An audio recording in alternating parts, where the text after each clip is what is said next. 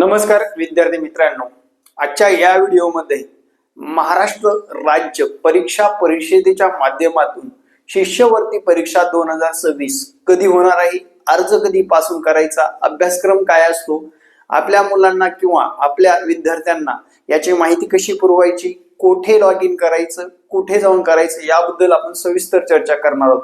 तत्पूर्वी चॅनलवर नवीन असेल तर चॅनलला सबस्क्राईब करा।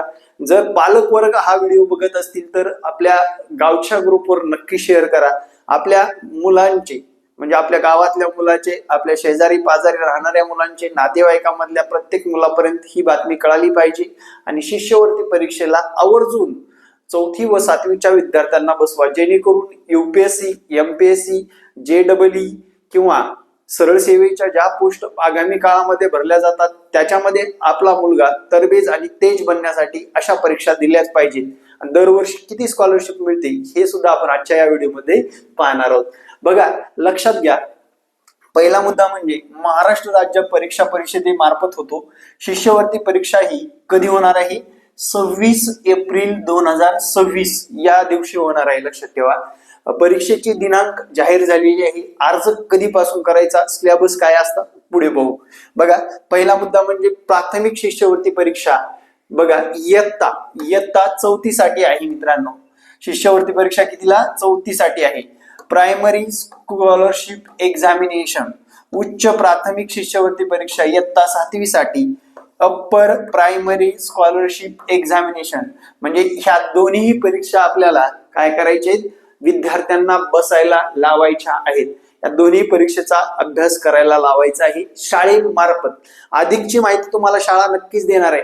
इंग्लिश स्कूलमध्ये शिकू द्या, CBSE मध्ये शिकू द्या किंवा कुठल्याही मराठी शाळेमध्ये शिकू द्या, त्यांना आवर्जून आपल्या मुलाचं फॉर्म भरायला लावायचं त्या वर्ग टीचरला। लक्षात घ्या मित्रांनो, परीक्षेचं पॅटर्न कसं असणार आहे। आता पहिला मुद्दा म्हणजे परीक्षा, 4थीची परीक्षा व 7वीची परीक्षा, आवेदन अर्ज कधीपासून करायचं, बऱ्याच विद्यार्थ्यांचा प्रश्न आहे। आवेदन अर्ज जर विचारात घेतला 30/12 पासून आवेदन अर्ज सुरू झालेले आहेत, लक्षात घ्या। म्हणजे आता याची शेवटची दिनांक पुढे सांगतो। परीक्षेचा दिनांक आहे 26 एप्रिल, त्याच्या पुढे बघा, लक्षात घ्या, पुढे महत्वाच्या गोष्टी इथे परीक्षेचे वेळापत्रक, प्राथमिक शिष्यवृत्ती परीक्षेचे वेळापत्रक दिले, ऑनलाईन आवेदन भरण्याचे वेळापत्रक, शिष्यवृत्ती परीक्षेचे स्वरूप, शिष्यवृत्ती परीक्षेसाठी पात्रता, परीक्षेचे माध्यम, वयोमर्यादा, या सर्व परीक्षा शुल्क, या सर्व गोष्टी या PDF मध्ये दिलेल्या आहेत। आता सर्वात प्रथम या परीक्षेचं पॅटर्न काय असतं ते थोडक्यात सांगतो। रविवारी 26 एप्रिलला परीक्षा होणार आहे। प्रथम भाषा असेल, प्रथम भाषा आपण जी काही भाषा निवडली 25 प्रश्न 50 गुण। गणित हा विषय कंपल्सरी आहे, 50 प्रश्न 100 गुण। पहिला पेपर 75 प्रश्नाचा असतो, त्याचा वेळ असतो 11 ते 12:30 या दीड तासामध्ये आपल्याला हा पेपर द्यावा लागतो। तर दुसरा पेपर तृतीय भाषा, लक्षात घ्या, तृतीय भाषा आणि बुद्धिमत्ता चाचणी, 25 प्रश्न 50 गुण, बुद्धिमत्तेला 50 प्रश्न 100 गुण। 2 ते 3.5 या वेळेमध्ये आपल्याला द्यावा लागतो, याचे 150 गुण। म्हणजे 75 प्रश्न हे 150 प्रश्न इंटू 150 प्रश्न, प्रत्येक प्रश्नाला 2 गुण, 300 मार्काचा पेपर असतो। मेरिट कसं लागतं त्याबद्दल सुद्धा चर्चा करू। नियमित शुल्कासह 2 फेब्रुवारी पर्यंत आपल्याला अर्ज करायचा आहे। नियमित शुल्कासह 2 फेब्रुवारी पर्यंत अर्ज करायचे। विलंब शुल्कासह 3 फेब्रुवारी ते 17 फेब्रुवारी या दरम्यान अर्ज करायचं आहे। तर तुम्ही नियमित शुल्कामध्येच आपल्या मुलाचा अर्ज करू शकता किंवा विद्यार्थ्यांचा अर्ज करू शकता। आता माझे जे काही सबस्क्रायबर आहेत, बरेच टीचर लोक आहेत, आवर्जून तुम्ही याच्याकडे लक्ष द्या, तुमचं सुद्धा उज्ज्वल भवितव्य होणार आहे। म्हणजे याचा अभ्यास करत करत आपण TET, TIT चा सुद्धा अभ्यास केलेलं फिलिंग आहे। त्यामुळे या गोष्टीकडे तुम्हाला जर सरकारी नोकरदार व्हायचे तर या गोष्टीकडे आवर्जून लक्ष द्या, जेणेकरून तुमचा सुद्धा याच्यामध्ये फायदा असणार आहे मित्रांनो, लक्षात घ्या। पुढे बघू आता काय,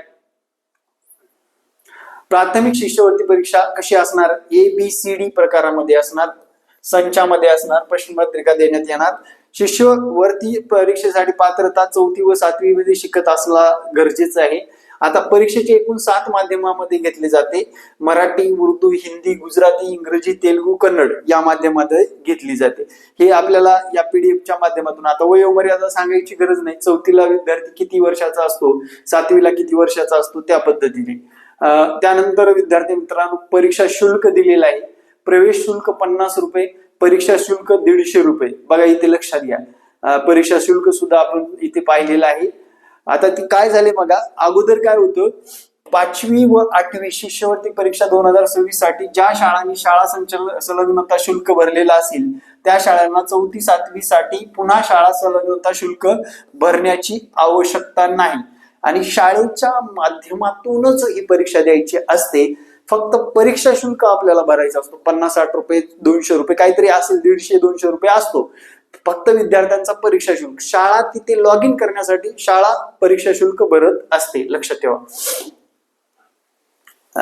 तर बघा, महाराष्ट्र शासनाच्या अभ्यासक्रम राबवण्यासाठी MSCERT शाळेतील SC, ST, VJ, NT, NTC, NTD या मागास प्रवर्गातील विद्यार्थ्यांना परीक्षा शुल्कामध्ये सवलत देण्यात आलेली असून ही सवलत CBSE, ICSE इतर अभ्यासक्रमातील शाळांतील मागासवर्गीय विद्यार्थ्यांना लागू नाही. ठीक आहे. उर्वरित SBC, OBC, ओपन या प्रवर्गातील विद्यार्थ्यांना पूर्ण शुल्क भरावा लागेल. शुल्क भरण्याची पद्धत इथं दिलेली आहे, ते शाळा करून घेते. शाळेशी फक्त संलग्नित राहा आणि शाळेशी तुम्ही ग्रामीण व शहराचे निकष इथं दिलेले आहेत. वेगवेगळे निकषाच्या माध्यमातून आपल्याला काय करावं लागतं, ही परीक्षा पास करायची आहे. बार्टीसाठी बघा, बार्टी शिष्यवृत्ती, बार्टीसाठी सुद्धा 4थी 7वी विद्यार्थ्यांना कट ऑफ लिस्टच्या खालील विद्यार्थ्यांपैकी शिष्यवृत्ती न मिळालेली अनुसूचित जाती संवर्गातील विद्यार्थ्यांची यादी पुढील आवश्यक कारवाईसाठी महासंचालक डॉ. बाबासाहेब आंबेडकर संशोधन प्रशिक्षण संस्था पुणे यांच्याकडे मागणीनुसार पाठवण्यात येते. ऑनलाईन कसा भरायचा अर्ज हे सुद्धा दिलेलं आहे. आता महत्वाचा मुद्दा म्हणजे शिष्यवृत्ती परीक्षा का द्यायची, शिष्यवृत्ती परीक्षेचे फायदे काय आहेत हे जाणून घेऊ आपण. शिष्यवृत्ती परीक्षेचा आपण अभ्यासक्रम पाहिला, परीक्षा शुल्क पाहिला, परीक्षा कधी आहे ते पण पाहिलं. पण ही पीडीएफ तुम्हाला खऱ्या अर्थानं एक चांगलीच प्रेरणा देऊन जाईल. लक्षात घ्या, शिष्यवृत्ती परीक्षेचे फायदे काय आहेत बघा. मुख्य बदल 2025-26 पासून परीक्षा स्तर बदललेले आहे. पूर्व उच्च प्राथमिक शिष्यवृत्ती परीक्षा इयत्ता 5वी ऐवजी 4थी व पूर्व माध्यमिक शिष्यवृत्ती 8वी ऐवजी 7वी हे अपडेट राहावा. ओके. त्यानंतर परीक्षेचा तपशील. आता दरमहा शिष्यवृत्ती काय मिळणार बघा, दरमहा विद्यार्थ्याला शिष्यवृत्ती काय मिळणार आहे हे पण पाहणं गरजेचं आहे. म्हणजे लाडक्या बहिणीचे पैसे जसे आपल्या अकाउंटला जमा झाले किंवा जे की शेतकऱ्यांना अनुदान स्वरूपात जे काही शेतकऱ्यांना देण्यात आले 1,500-2,000 प्रत्येक महिन्याला प्रधानमंत्रीच्या माध्यमातून, त्याच पद्धतीने शिष्यवृत्ती परीक्षेच्या माध्यमातून विद्यार्थ्यांना सुद्धा किती सवलत आहे लक्षात घ्या.